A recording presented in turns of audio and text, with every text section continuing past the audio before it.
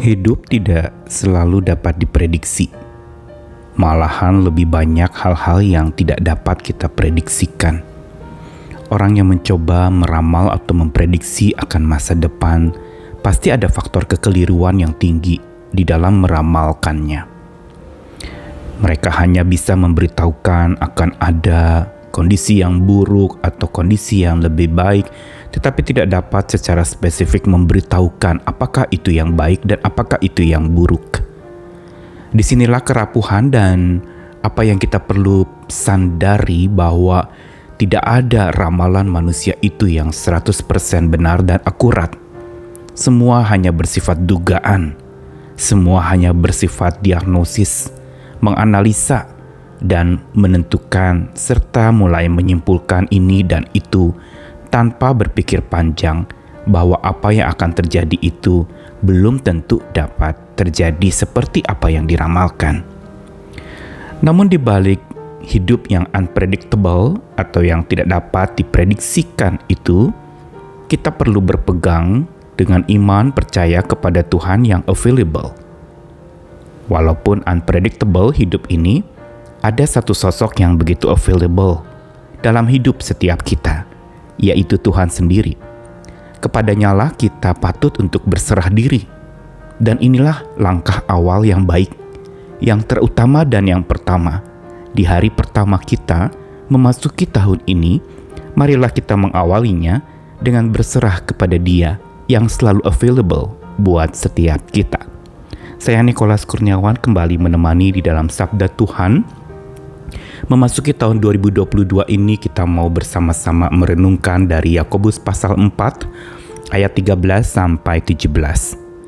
Jadi sekarang hai kamu yang berkata hari ini atau besok kami berangkat ke kota Anu dan di sana kami akan tinggal setahun dan berdagang serta mendapat untung, sedang kamu tidak tahu apa yang akan terjadi besok. Apakah arti hidupmu? Hidupmu itu sama seperti uap yang sebentar saja kelihatan lalu lenyap. Sebenarnya kamu harus berkata, jika Tuhan menghendakinya, kami akan hidup dan berbuat ini dan itu. Tetapi sekarang kamu memegahkan diri dalam congkakmu dan semua kemegahanmu yang demikian adalah salah. Jadi jika seorang tahu bagaimana ia harus berbuat baik, tetapi ia tidak melakukannya, ia berdosa. Yakobus adalah sebuah kitab yang pernah saya katakan kitab praktis dari iman yang nyata di dalam sebuah perbuatan atau tindakan. Bukan iman yang mengawang-awang dan sulit dipahami atau dimengerti, tapi iman yang nyata dalam realita hidup sehari-hari. Dan itu baru menjadi nyata dalam realita hidup sehari-hari kalau kita mau melakukannya di dalam hidup kita. Karena iman tanpa dilakukan, dia hanya menjadi sebuah pengakuan belaka atau mungkin hanya menjadi pujian iman tanpa berdampak apa-apa bagi seseorang yang beriman. Salah satu yang disoroti oleh Yakobus adalah di dalam pasal 4 ayat 13-17 ini berkaitan dengan bagaimana manusia merencanakan segala sesuatunya. Memasuki tahun ini orang banyak membuat resolusi. Resolusi berasal dari sebuah kata yang bermakna ketetapan hati. Menetapkan hati untuk melakukan ini atau itu di dalam hari esok yang akan dimasukinya. Tetapi Yakobus justru mengingatkan bahwa sebelum kita memutuskan melakukan ini dan itu, maka ada yang paling penting yang harus kita lakukan.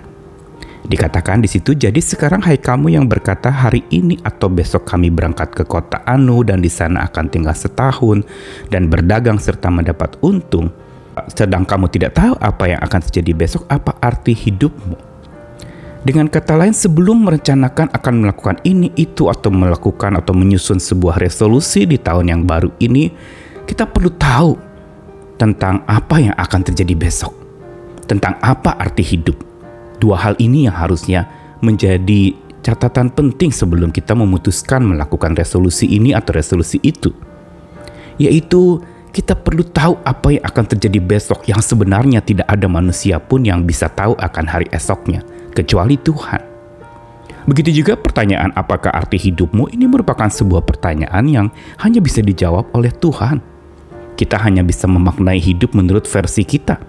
Tapi yang menurut versi Tuhan siapa yang tahu?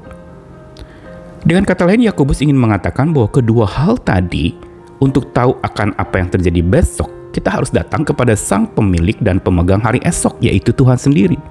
Dan untuk tahu arti hidupmu, kita perlu tahu siapa yang menciptakan hidup kita, yaitu Tuhan.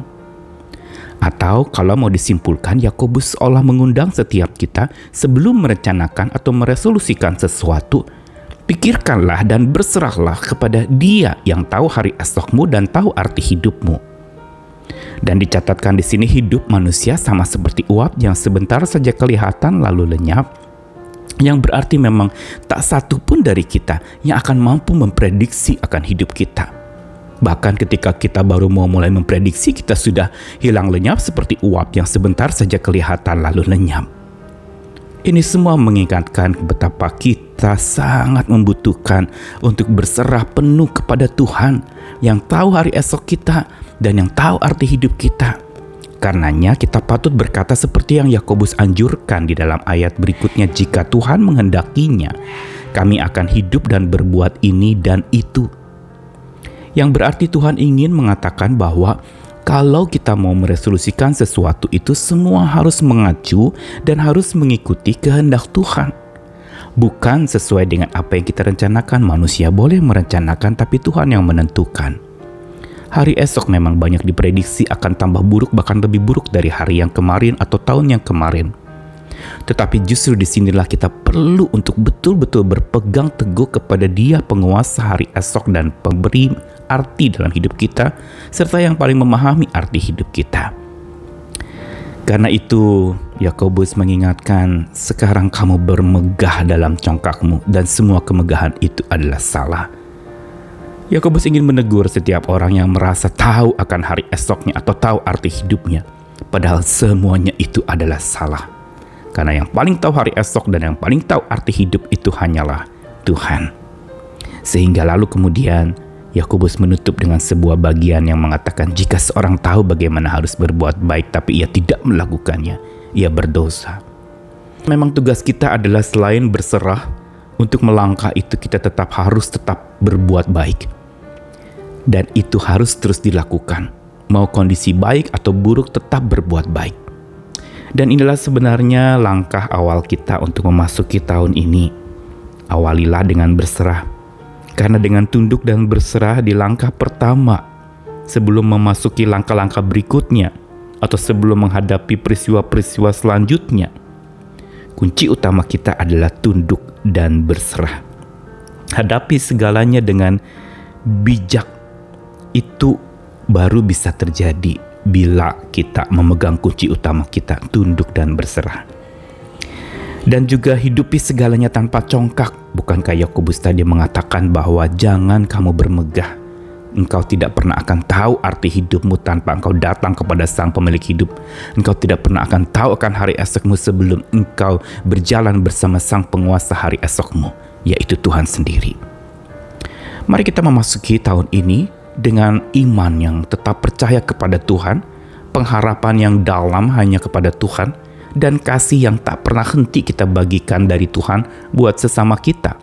Apapun yang terjadi, tidak ada yang tahu. Bagaimanapun kondisi hari esok, tidak ada yang bisa mengerti. Begitu juga tentang arti hidup kita, siapa yang tahu kecuali Sang Pemilik hidup kita itu. Karenanya marilah kita berjalan bersama dengan Dia, awalilah segala sesuatunya dengan berserah, supaya kita menjadi makin bijak dan tidak hidup di dalam congkak kita. Tuhan mengasihi kita, ayo semangat lagi, masuki tahun ini dengan pengharapan, dengan kekuatan yang dari Tuhan. Ayo semangat bersama dengan Dia yang selalu dekat dengan kita. Amin.